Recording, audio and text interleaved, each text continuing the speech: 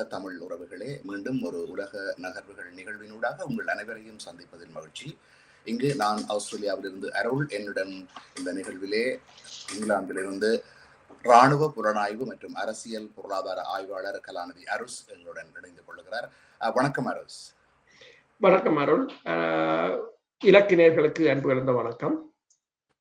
நாங்கள் கட்டாயமாக கொடுக்க வேண்டிய செய்தி இந்த ஈரானுடைய மறைந்த அந்த அதிபர் என்று சொல்லக்கூடிய மத தலைவரனுடைய அந்த இறுதி நிகழ்வு மிகவும் ஒரு உணர்வு பூர்வமானதாக நடந்து கொண்டிருக்கிறது. அலைமோதும் மக்கள் கூட்டத்தை பார்க்கிற பொழுது அந்த மக்கள் உணர்வு பூர்வமாக அதில் கலந்து கொள்கிறார்கள். ஆண்கள் கூட அந்த இடத்திலே நின்று கண்ணீர் விட்டு அழுவதை பார்க்க முடிகிறது.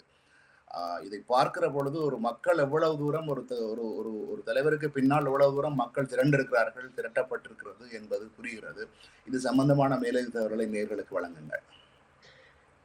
இன்று அதாவது 6 நாட்களாக இடம்பெறப் போகின்ற இந்த நிகழ்வு இன்றும் மிக பெருமளவான மக்களின் ஆதரவுடன் இடம்பெற்றிருக்கின்றது. ஈரானின் ஆன்மீக தலைவர் அயத்துல்லா அலி ஹமேனி மற்றும் அவரது குடும்பத்தினருக்கான இறுதிச் சடங்கில் அந்த நாட்டின் முக்கிய அரசியல் தலைவர்கள், இராணுவ அதிகாரிகளும் கலந்து கொண்டிருக்கிறார்கள். ஈரான் மிசைல் போர்சஸ் என்று சொல்கிறது இந்த ஏவுகணை படைப்பிரிவின் தளபதி இதுவரையிலும் அவர் வெளியில் வரவில்லை. இந்த முறை அவர் வெளியில் வந்திருக்கிறார் என்று கூறப்படுகிறது. அதே நேரம் இராணுவ தளபதியும் வெளியில் வந்திருக்கிறார்.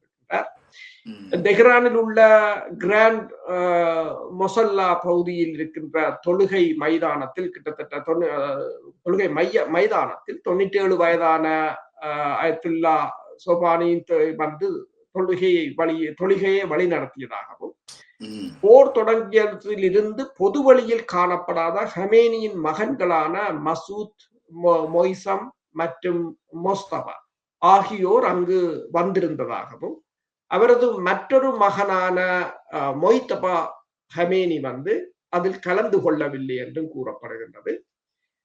இஸ்லாமிய புரட்சிகர காவலர் படை என்று IRGC தலைவர் அகமத் அங்கு வருகை தந்திருந்தார் என்றும், கடந்த பிப்ரவரி மாதத்தில் அமெரிக்கா இஸ்ரேல் நடத்திய தாக்குதலுக்கு பிறகு அவர் பொது வழியில் இதுவரையில் காணப்படவில்லை என்று சொல்லியும், இப்போதுதான் அவர் வந்திருக்கிறார் என்று சொல்லியும், அமெரிக்க மற்றும் இஸ்ரேலுக்கு எதிராக பழிவாங்க வேண்டும் என்ற பொதுமக்களின் கோரிக்கைகள் மற்றும் பதற்றமான சூழல்களுக்கு மத்தியிலும் தலைநகரில் இந்த தொழுகை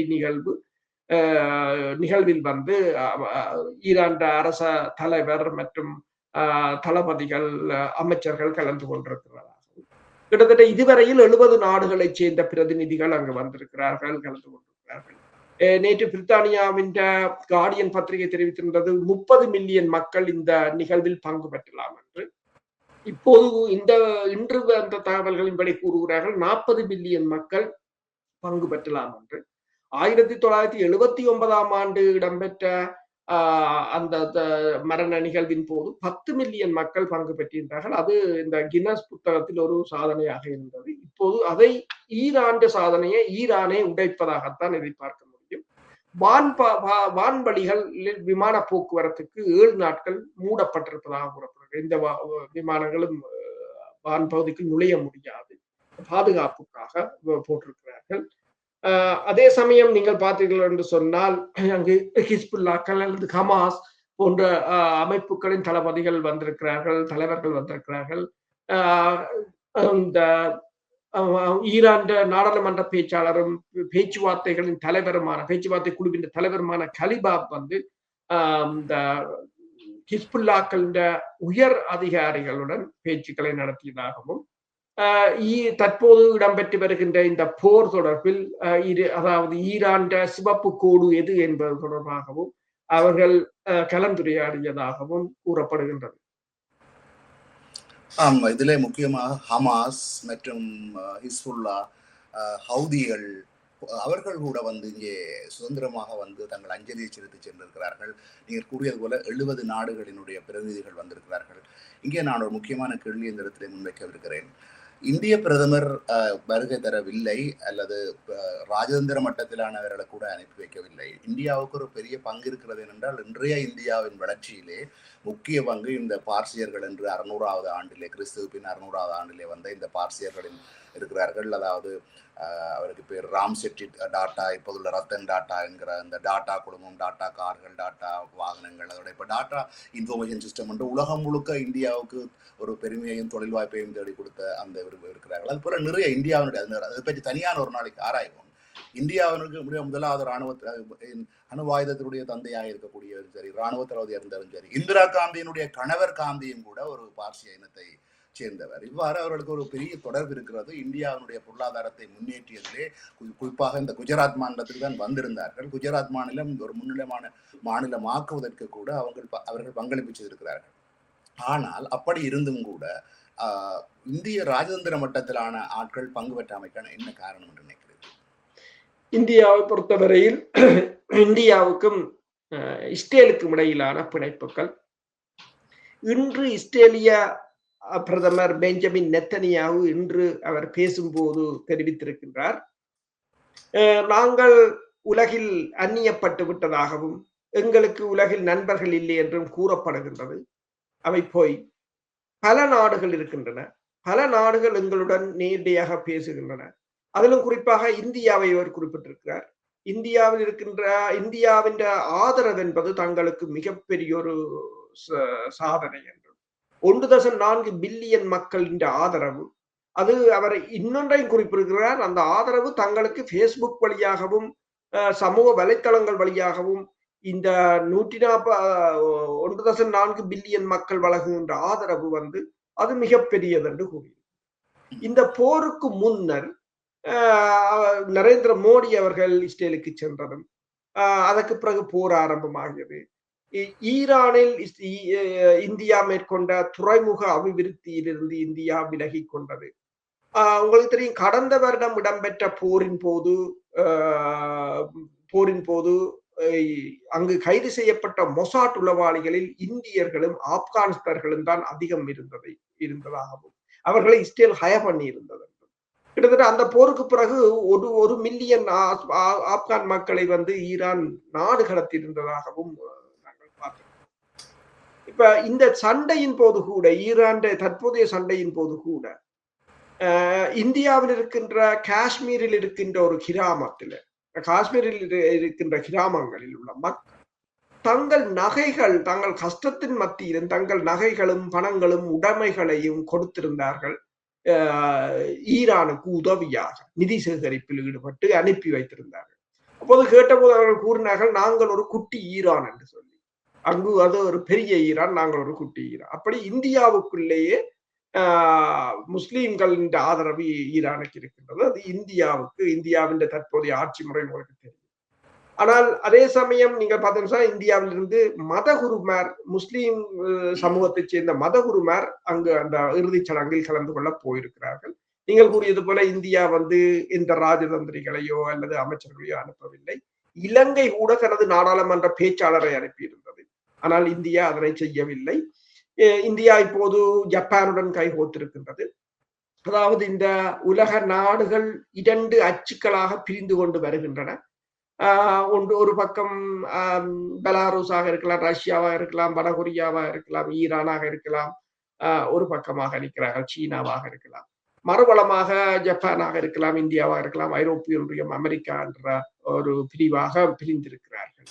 ஆனால் 2வது உலக போரை போல அவர்களால் உடனடியாக ஒரு மிகப்பெரிய தீவிர தாக்குதலில் ஈடுபடாது விட்டாலும் ஒருவரின் பொருளாதாரத்தை அளிக்கும் முயற்சியாகத்தான் அவர்கள் இப்போதைய நிலையில் அணிதிரண்டிருக்கிறார்கள். இந்த ஊர்வலத்திலே திரண்ட மக்களை பார்க்கிற பொழுது ஒரு செய்தி தெரிகிறது. ஒரு தலைவர் எவ்வளவு தூரம் ஒரு மக்கள் கூட்டத்தை இறந்தாலும் ஒரு பெரிய உணர்வுபூர்வமான மக்கள் கூட்டத்தை உருவாக்கி வைத்து விட்டு இறந்திருக்கிறார்கள். அதுதான் ஒரு பத்திரிகையாளரும் அதிலே அந்த இந்த ஊர்வலங்களிலே கலந்து கொண்டவர் சொன்ன வசனம் இதுதான். அவர் தலைவர் இறக்கலாம், ஆனால் அவர் இறக்காமல் தன்னனை போல நிறைய பேருக்கு அந்த கொள்கைகளை பரப்பி விட்டு அந்த கொள்கைகளை உயிர் வாழ வச்சு செய்திருக்கிறார் என்றது போல அந்த கருத்து அமைந்திருந்தது. அந்த வகையில இன்னொரு கேள்வியை நான் இப்பொழுது முன்வைக்க விரும்புகிறேன். நாங்கள் அண்மையிலே நடந்த ஆய்வில் ஒன்றை நீங்கள் கூறியிருந்தீர்கள். இந்த கொஞ்ச நாள் ஒரு ஓய்வுக்கு பிறகு அமெரிக்காவிடம் இஸ்ரேலிடம் ஒரு திட்டம் இருக்கிறது, தரை வழியாக ஈராக்கின் ஊடாக இந்த ஈரானுக்கு தாக்கி நுழைவதற்கான சந்தர்ப்பம் இருக்கிறது என்று. இவ்வளவு அணிதிரண்டிருக்கின்ற மக்கள் தொகையை பார்த்த பின்னும் அந்த திட்டத்தை தொடர்ந்து வைத்திருப்பார்களா? மக்களே கையில் ஆயுதம் கொடுத்தால் வரக்கூடிய அளவுக்கு ஒரு உணர்வுபூர்வமாக இருக்கிறார்கள். 9 கோடி மக்கள் இருக்கிறார்கள் என்று நினைக்கிறேன். போராடக்கூடிய வலிமை உள்ளவர்கள் குறைந்தது 2 கோடி மக்கள் அளவு இருப்பார்கள். சரி, 1 கோடி வந்தால் கூட அது சாத்தியமாகுமா? இப்பொழுது இதற்கு பிறகு எதுவும் அமெரிக்கா தன்னுடைய நிலைப்பாட்டிலே மாற்றத்தை ஏற்படுத்துமா? அதை அந்த ஒரு செய்தியைத்தான் ஈரான் அனுப்பி இருக்கின்றது. மக்களின் ஒற்றுமையை காண்பித்திருக்கின்றது. அவர்களிடம் இப்போதும் அந்த திட்டம் இருக்கவே செய்கின்றது. உங்களுக்கு தெரியும், ஏமன், சவுதி அரேபியாவையும் ஏமனையும் ஒருங்கிணைத்து இந்த ஹூதிஸ் அமைப்பினரின் மீதான ஒரு தாக்குதலை நடத்துவது, லெபனானையும் இஸ்ரேலையும் சிரியாவையும் ஒருங்கிணைத்து ஹிஸ்புல்லாக்களை நசுக்குவது, அடுத்ததாக ஈராக்கை தனது பிடிக்கில் கொண்டு வந்து ஈராக்கினூடாக ஹூதிஸ் அமைப்பினருடன் இணைந்து ஈரான் மீதான ஒரு தரை தாக்குதலை நிகழ்த்துவது. இதற்கான பின்புல வேலைகளைத்தான் அவர்கள் செய்து கொண்டிருக்கிறார்கள். ஈராக்கில் புதிய பிரதமர் வந்திருக்கின்றார். அவரின் மூலம் ஈராக்கில் இருக்கின்ற ஈரான் ஆதரவு படையினரின் ஆயுதங்களை களையும் நடவடிக்கைகள், அவர்களுக்கு இரகசியமாக தகவல்களை வழங்குபவர்கள், பொருளாதார உதவிகளை வழங்குபவர்கள் மீதான இறுக்கங்கள், கிட்டத்தட்ட 47 பேர் கைது செய்யப்பட்டிருக்கிறார்கள். அந்த வழிகளை எல்லாம் அடைத்துக் கொண்டு வருகிறார்கள். இப்போது வளைகுடா நாடுகள் கூட ஈரானின் கை ஓங்கி நிற்பதால் தான் பின்னுக்கு நிற்கிறார். ஈரான் விழுகிறது என்று சொன்னால் அவர்களும் சேர்ந்து விடுவார். ஐரோப்பிய ஒன்றியம் அவ்வாறுதான். ஈரானை தாக்கலாம், அழிக்கலாம் என்று அவர்களுக்கு ஒரு நம்பிக்கை பிறந்தது என்றால் அவர்களும் இணைந்து விடுவார். சேர்வதற்கு பலர் இருக்கிறார். ஆனால் கரணம் தப்பினால் மரணம் என்றது போல சில சமயங்களில் பிழைத்தால் என்று தாங்கள் தப்ப முடியாது. இப்ப இந்தியாவின் நிலைமையாகத்தான் இருக்கும் என்பதால் பலர் பின்னுக்கு நிற்கிறார்கள். ட்ரம்புக்கு இப்ப என்ன பிரச்சனை என்று சொன்னால், அவர்களிடம் ஒரு நம்பிக்கையை விதைத்து விடுவது. ஈரானை தாக்கலாம், அழிக்கலாம் என்ற ஒரு நம்பிக்கை. அதற்காகத்தான் அவர் கடுமையாக முயன்று கொண்டிருக்கின்றார். அதாவது ஹோமூஸ் நீரிணையை கூட தாங்கள் தான் கட்டுப்படுத்துவது போன்றவும், அமெரிக்க படைதான் அதில் ஆதிக்கம் செலுத்துவது போன்றவும். அவர் தன்னை ஏமாற்றவில்லை, அவர் இந்த தனது கூட்டணி நாடுகளை ஏமாற்ற முற்பட்டிருக்கின்றார். தாங்களிடம் பலம் இருக்கின்றது, நீங்களும் சேர்ந்தீர்கள் என்று சொன்னால் ஈரானை தாக்கி அழிக்கலாம். இந்த முறை ரஷ்யாவின் தேசிய பாதுகாப்பு துறையின் பிரதி தலைவர் பெர்டே வந்தபோது கூட ஈரான் அதிகாரிகளுடன் இரகசிய பேச்சுவார்த்தைகளை நடத்தியதாகவும், அவர் எச்சரிக்கைகளை விட்டு சென்றதாகவும், அதாவது அமெரிக்காவும் இஸ்ரேலும் வந்து ஒரு தரை தாக்குதலுக்கு தயாராகி கொண்டிருக்கிறார்கள் என்பதை ஈரான் உணர்ந்து கொள்ள வேண்டும் என்பதைத்தான் அவர் கூறிவிட்டு சென்றிருக்கின்றார். அதே சமயம் இஸ்ரேல் என்ற பிரதமர் பெஞ்சமின் நெத்தனியாகு நேற்று சனிக்கிழமை ட்ரம்புடன் தொலைபேசியில் தொடர்பு கொண்டதாகவும், அவர் தான் அமெரிக்காவுக்கு வர வேண்டும், ட்ரம்பை சந்திக்க வேண்டும் என்று கேட்டுக்கொண்டதாகவும், தான் அதற்கான நாளாக இந்த எதிர்வரும் முதல் வாரத்தின் முதல் பகுதியில் சந்திக்க உள்ளதாகவும் கூறியிருக்கிறார். நெத்தனியாகு ட்ரம்பை சந்திக்கின்ற தருணங்களில் எல்லாம் அவர்கள் அடுத்த வியூகம் தொடர்பாகத்தான் ஆலோசிப்பது உண்டு. அடுத்ததாக இந்த என்ன வியூகத்தை பற்றி யோசித்திருக்கிறார்கள் என்று தெரியவில்லை. ஆனால் ஒன்று, அவர்களிடம் நீங்கள் கூறியது போல தரை தாக்குதலுக்கான திட்டம் இருந்திருந்தாலும் இந்த மரண ஊர்வலத்தின் போது அல்லது இந்த மரண சடங்கின் போது ஈரான் காட்டிய ஒற்றுமை நேற்று முந்தாள் கூட நாங்கள் பேசும்போது கூறியிருந்தோம். ஈரான் இதில் பல செய்திகளை, அனைத்துலகத்துக்கு ஒரு செய்தியையும், பிராந்திய நாடுகளுக்கு ஒரு செய்தியையும், உள்ளூர் மக்களுக்கு ஒரு செய்தியையும் தான் சொல்ல வலிக்கிட்டிருக்கிறது. இவ்வளவு மக்களும் ஆதரவாக தங்களுடன் நிற்கிறார்கள், அணிதிரண்டிருக்கிறார்கள் ஈரான் என்று சொல்ல வருகிறது. நீங்கள் கூறியது போலதான் இவ்வளவு மக்களும் ஆயுதம் ஏந்துவார்களாக இருந்தால் தரை தாக்குதல் என்பது மிகவும் சாத்தியமற்றது. ஒன்று மக்கள் பலம், இரண்டாவது அந்த தரை அமைப்பு, மூன்றாவது வந்து அவர்களின் ஆயுத பலம். கிட்டத்தட்ட யார் சொன்னாலும் கேட்காமல் ஹிட்லர் ரஷ்யாவுக்குள் அனுப்பிய 5 லட்சம் படைகளுக்கு என்ன நடந்தது? இதே சூழ்நிலை தான். ரஷ்யாவினுடைய பலம் உங்களுக்கு தெரியாது, ரஷ்யாவுடைய காலநிலை தெரியாது, நில அமைப்பு தெரியாது என்ற சொல்லை கேளாமல் கடைசியாக ஹிட்லருடைய வீழ்ச்சியாக அமைந்ததும் அதுவாகத்தான் இருந்தது. வரலாற்றை சிலர் கற்றுக்கொள்வார்கள், தெரியவில்லை. இந்த இடத்திலே ஸ்கை நியூஸ் சொல்லியிருக்கிறது என்னவென்றால், இந்த ரோட்டுக்கு வந்து இந்த அஞ்சலி செலுத்த வந்த இவ்வளவு மக்களும் கட்டாயப்படுத்தல் தான் வந்தவர்கள் என்ற பெயரிலே அதை கூறியிருக்கிறது. அதுக்கு பதிலாக இவர் டொனால்ட் ட்ரம்ப் கூறின வசனம் ஒன்று என்னவென்றால், ஒரு பக்கம் நீங்கள் இதை பார்க்கிறீர்கள், இன்னொரு பக்கம் மக்கள் கொண்டாடுகிறது யாரை நீங்கள் அவர்கள் தெரியவில்லையா என்ற இதை முன்வைத்திருந்தார். இதை பற்றி கூறுங்கள். ஈரானில் பிரிவினைகள் இருக்கின்றது தான், இல்லை என்று கூறவில்லை. அங்கு வேறென்று சொன்னால் அயத்துல்லா ஹமேனியின் காலப்பகுதியில் அவர்கள் அந்த அதாவது இந்த ஈரானுக்கு எதிரான மேற்குலக நாடுகளின் புரட்சியை ஒடுக்குவதற்காக கிட்டத்தட்ட 5000க்கு மேற்பட்டவர்களை படுகொலை செய்ததாக கூட கூறியிருந்தார்கள். கைது செய்யப்பட்டு காணாமல் போனவர்கள், அதில் மொசாட்டினால் வாங்கப்பட்டவர்கள் என்று சொல்லி பல விடயங்கள். அது எல்லா நாடுகளிலும் அது உள்ளதுதான். எனவே அவ்வாறு கொல்லப்பட்டவர்கள் உறவினர்கள் எப்போதும் எதிராகத்தான் இருப்பார்கள். எதிர்ப்பு இருக்கின்றது. ஏனென்று சொன்னால் இந்த ஜனவரி மாதம் டிசம்பர் மாதம் இடம்பெற்ற அந்த புரட்சிகளின் போது கூட நீங்க பார்க்கலாம், பெருமளவானவர்கள் ஆயுதங்களுடன் வீதிகளில் இறங்கியிருந்தார்கள். ஆனால் ஒட்டுமொத்தமாக பார்த்தால் ஒரு ஒற்றுமையை ஈரான் அங்கு ஏற்படுத்தி இருக்கின்றது. மேற்குலக நாடுகளின் பிரித்தாளும் தந்திரத்தால் தாங்கள் தொடர்ச்சியாக இழப்புகளை சந்திப்போம் என்றதை இப்போது பல மக்களும் உணர்ந்திருக்கிறார்கள். அதற்கு உதாரணம் கேர்டிஸ் படையினர். அவரை சிரியாவுக்கு எதிராக பயன்படுத்தி விட்டு அதற்கு பிறகு அமெரிக்கா கைவிட்டு விட்டது. இப்போது மீண்டும் ஈரானுக்காக கேட்டபோது அவர்கள் மறுத்து விட்டார்கள். பெருமளவானவர்கள் அதில் ஆர்வம் காட்டவில்லை என்றுதான் கூறப்படுகிறது. இந்த எழுச்சி அதாவது 1989ஆம் ஆண்டு 10 லட்சம் பேர் கலந்து கொண்டது. அதே போல இப்போது மீண்டும் 40 மில்லியன் அல்லது மன்னிக்கவும், அந்த 1989ஆம் ஆண்டு 10 மில்லியன் மக்கள், இப்போது கிட்டத்தட்ட 40 மில்லியன் மக்கள் கலந்து கொள்வது என்பது மேற்குலக ஊடகங்களாலும் மேற்குலகத்தாலும் ஜீரணிக்க முடியாத ஒன்று. இஸ்ரேலினால் தாக்குதலை நடத்தவும் முடியாம ஒன்று. தங்கள் தோல்விகளை மறைப்பதற்காக பலவந்தமாக கொண்டு வரப்பட்டவர்கள் என்று கூட கூறலாம். அவர்கள் மிகப்பெரிய ஒரு தூபியை அமைத்திருக்கிறார்கள் அவரின் கை உயர்த்தியபடி. ஏனென்று சொன்னால் சடலத்தை எடுக்கும் போது அவருடைய கை அப்படியே மூடியபடிதான் இருந்தது என்று அதையே அப்படியே சின்னமாக மாற்றி இருக்கிறார்கள். அவர் வாழ்ந்த போது அவர் பயன்படுத்திய செருப்பை போட்டிருக்கிறார்கள். அது யாருடைய செருப்பு என்ற ஒரு கேள்வியும் கேட்டிருக்கிறார்கள். என்று சொன்னால் அவ்வளவு பழையதாக இருக்கின்றது. என்று சொன்னால் ஒரு எளிமையான வாழ்க்கையைத்தான் அவர் வாழ்ந்தவர் என்று. தாக்குதல் நடக்க போது பிப்ரவரி 28ஆம் தேதி என்று தெரிந்தும் அவர் அந்த தெஹ்ரான் மக்கள் அவ்வளவு கிட்டத்தட்ட 10 மில்லியன் மக்கள் அந்த நகரத்தில் இருக்கிறார்கள் என்று சொல்லி அவர்களை அவ்வளவு பேரையும் அகற்றினால்தான் தான் நகரத்திலிருந்து வெளியேறுகிறேன், இல்லது அந்த மக்களுடனே இருந்து விடுகிறேன் இருந்துதான் இறந்தார் என்று கூட கூறுகிறார்கள். அப்படி எந்த ஒரு நாட்டிலும் எதிராகவும் இருப்பார்கள், ஆதரவாகவும் இருப்பார்கள். ஆனால் ஒட்டுமொத்தமாக ஈரான் தனது ஒற்றுமையை தக்க வைத்திருக்கிறது. நல்லது. நாங்கள் தற்பொழுது இஸ்ரேல் லெபனான் பக்கமாக எங்கள் பார்வை திருப்புவோம். இஸ்ரேல் தன்னுடைய தாக்குதலை கொஞ்சம் கூட நிறுத்துவதாக தெரியவில்லை. நேற்றும் தாக்குதல்கள் நடைபெற்றிருக்கின்றன. அதைவிட இன்னொன்று கூறியிருக்கிறது, தாங்கள் கைப்பற்றிய இடங்களில் இருந்து எக்காரணம் கொண்டும் விலகப் போவதில்லை, அது தங்களுடைய பாதுகாப்புக்கு மிகவும் அவசியமானது என்று கூறுகிறார்கள். என்ன நடக்கிறது இஸ்ரேலிலே?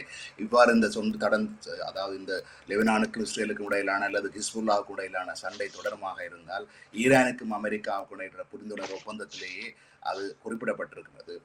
என்ன நடக்கும் அந்த ஒப்பந்தத்துக்கு இதுவரை தொடர்மாக இருந்தால்? இஸ்ரேல் தொடர்ச்சியாக அந்த உடன்பாட்டை குழப்புவதற்கான அத்தனை நடவடிக்கைகளை மேற்கொண்டு கொண்டிருக்கிறது.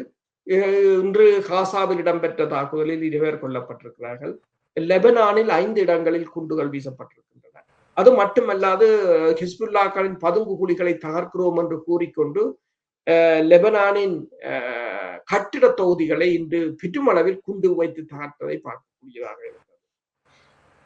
நெத்தன்யாவை பொறுத்தவரையில் அவர் இன்று பேசும்போது கூறியிருந்தார், அதாவது ஜனநாயக கட்சியிலும் அதாவது ஒர்க் ரைட் எனப்படும் முற்போக்கு சிந்தனை கொண்ட வலதுசாரி பிரிவிலும் இஸ்ரேல் எதிர்ப்பு மனப்பான்மை இருப்பது எனக்கு கவலை அளிக்கிறது என்றும், இஸ்ரேலை வெறுப்பவர்கள் இறுதியில் அமெரிக்காவையும் வெறுக்கிறார்கள், இஸ்ரேலை விமர்சிப்பது உங்களை இஸ்ரேலுக்கு எதிர்ப்பாளராகவோ அல்லது அமெரிக்காவுக்கு எதிர்ப்பாளராகவோ ஆக்கிவிடாது என்று கூறியிருக்கிறார்.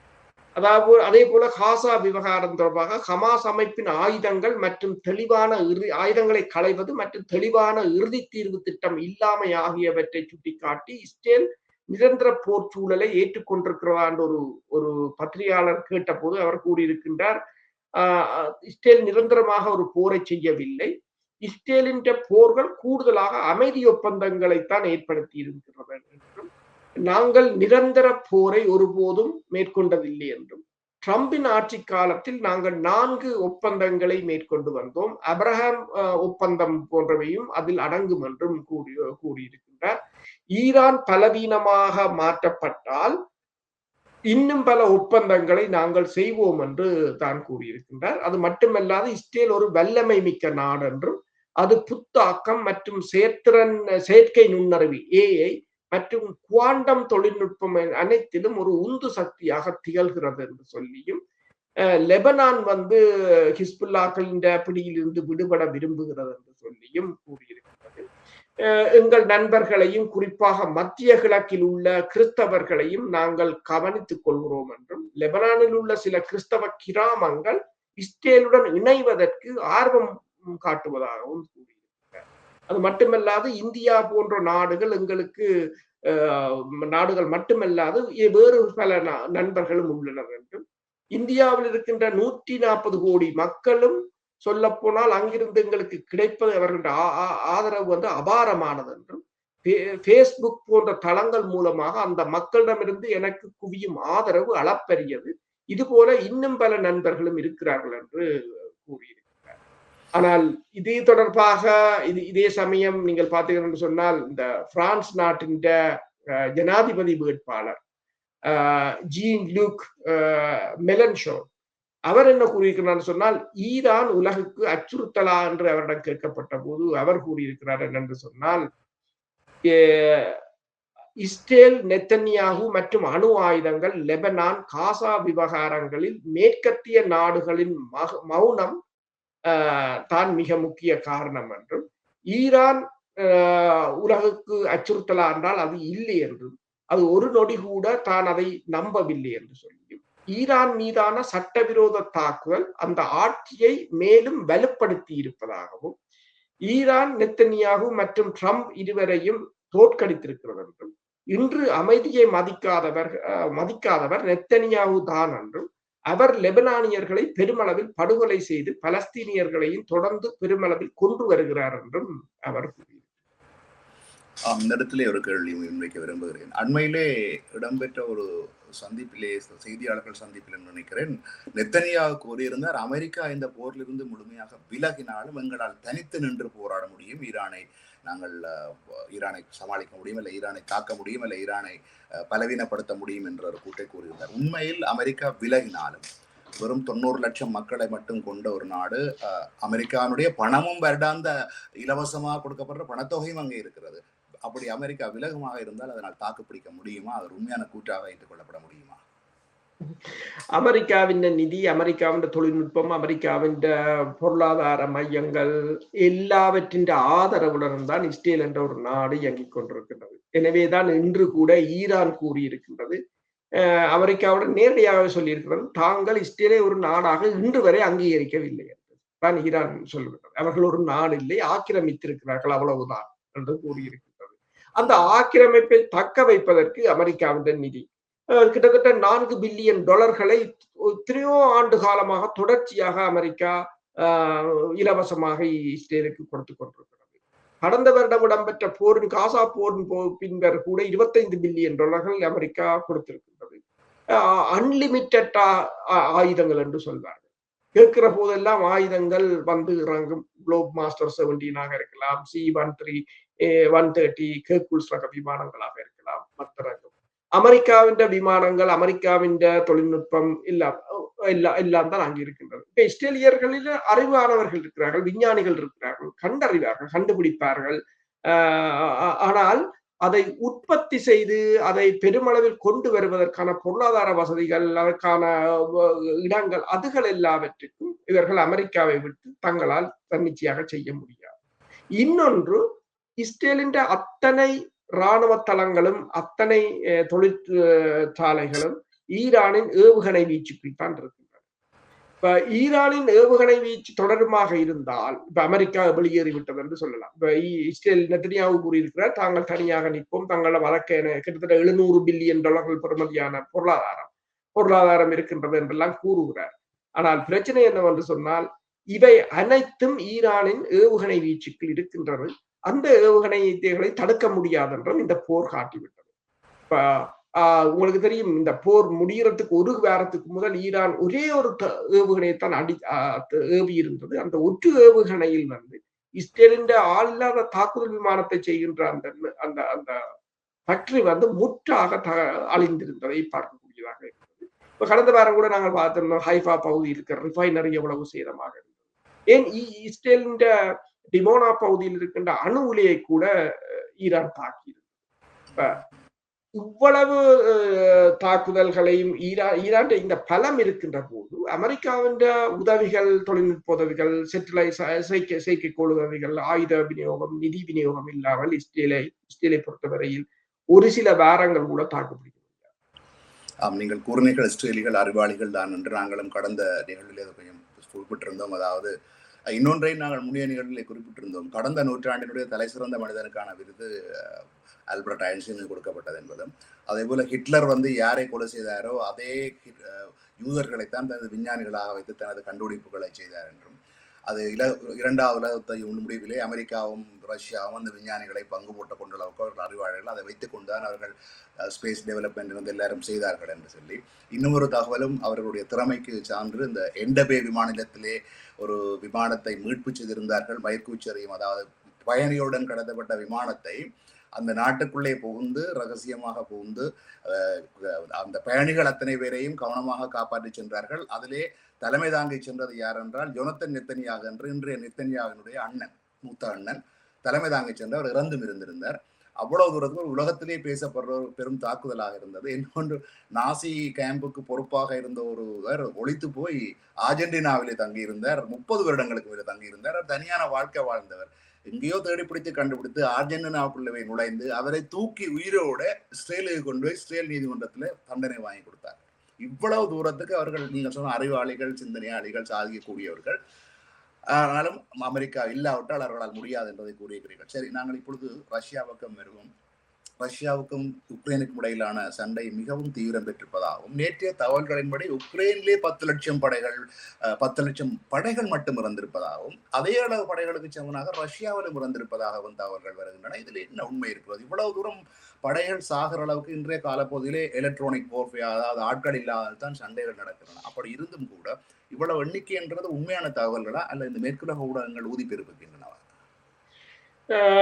உண்மையான தகவல்களா? ஆனால் ரஷ்யாவின் இது தகவல்களை இவர்கள் கூடுதலாக எக்ஸாக்சுரேட் பண்ணி, அதாவது மிகைப்படுத்தி கூறுவதாகத்தான் தெரிவிக்கப்படுகிறது. இது தொடர்பாக நேற்று வந்து ஜோன் மெசைன்மார் வந்து அமெரிக்கா சிகாகோ பல்கலைக்கழகத்தின் பேராசிரியர், அவர் கூறியிருந்தார், தன்னிடம் கூட இவ்வாறான கேள்விகள் கேட்கப்பட்டது.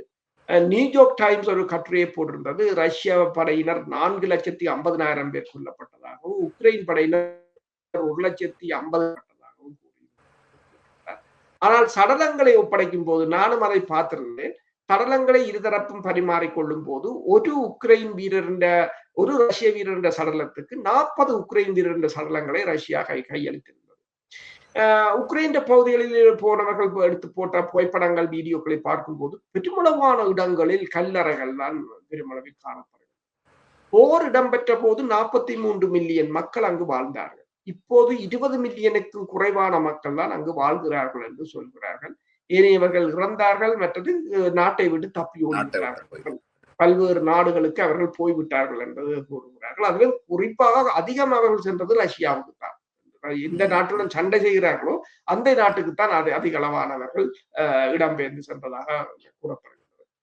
அப்ப இந்த நிலையைத்தான் மெசைன்மார் கூறியிருக்கின்றார் என்று சொன்னால், கிட்டத்தட்ட தங்கள் கணிப்பின்படி 1 மில்லியன் 10 லட்சம் உக்ரைன் படையினர் காயமடைந்தும் இறந்தும் இருக்கலாம் என்று கூறப்படுகிறது. அந்த உக்ரைன் சனத்தொகையின் வீழ்ச்சியுடன் பார்க்கும் போது அதை பொருத்தி பார்க்கிறார்கள். ஏனென்று சொன்னால், ஒரு களமுனையில் வந்து அதிக இழப்புகளை ஏற்படுத்துவது ஆர்ட்லரி தாக்குதல்கள், பீரங்கி தாக்குதல்கள் தான் அதிக இழப்புகளை ஏற்படுத்துவது. அந்த பீரங்கி தாக்குதல்கள் விகிதாசாரத்தை பார்த்தால் 1:7 என்ற விகிதத்தில் தான். அதாவது இவர்கள் ஒரு பீரங்கி தாக்குதலை உக்ரைன் செய்தால் ரஷ்யா 7 குண்டுகளை வீசுகிறது அதற்கு பதிலடியாக. ரஷ்யா அண்மையில் வடகொரியாவில் இருந்து ஒரு 153 மில்லிமீட்டர் எறிகணைகளை 1 மில்லியன் எறிகணைகளை தெரிவித்திருந்தது. ரஷ்யாவுக்கு சீனா மற்றது வடகொரியா, ஈரான் போன்ற நாடுகளில் இருந்து தாராளமாக ஏவுகணைகள் மற்றது ஆட்டரிசல்களின் சப்ளை கிடைப்பதால் ரஷ்யாவுக்கும் மற்றது அது மலிவாக இருக்கிறது. இப்ப நேட்டோவின் ஆட்லரி செல்களுக்கும் நேட்டோவின் செல்களுக்கும் ரஷ்யாவின் ஆட்லரி செல்களுக்கும் இடையிலான அந்த வித்தியாசம் கோஸ்ட் 10 என்ற வீதத்தில் தான் இருக்கின்றது.